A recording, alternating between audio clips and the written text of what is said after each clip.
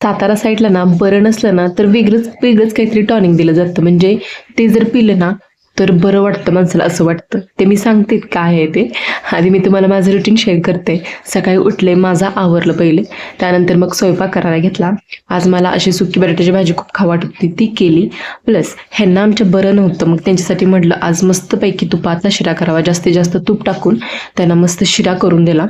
थोडंफार तरी खातेली, कारण की तोंडाला चवच नव्हती. आजारी होते त्यामुळे सर्दी, खोकला, थोडंफार कणकणी असं होतं. आणि थोडं जरी आजारी पडलं तर गळून गेल्यासारखं होतं. त्यामुळे कसं म्हटलं शिरा करून द्यावं मस्त तुपातला.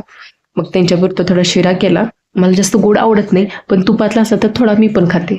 बाकी असं तेलामध्ये असं हे केलेलं मला शिरा आवडत नाही. तुपातला खाला तर तुपातलाच, नाही तर नाही. मग मस्तपैकी शिरा करून घेतला. त्यानंतर माझं आवरलं, पटकन टिफिन वगैरे भरला आणि अशी मस्त भाजी झाली होती ना बटाट्याची, तुम्ही बघू शकता.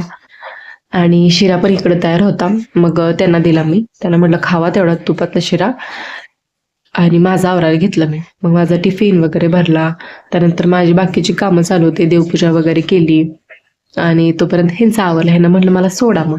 आणि परत ना गेली मी ऑफिसला. परत ना ऑफिसमध्ये तर काय मला शूट करता येत नाही. परत ना आले कामावरून. परत ना माझं आवरलं मी.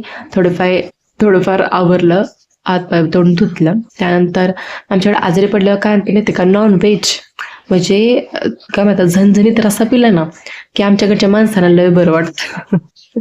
आजार पण दूर निघून जातं असं म्हणणं असतं. त्यामुळे आमच्या ह्यांनी पण आणलं होतं नॉनव्हेज.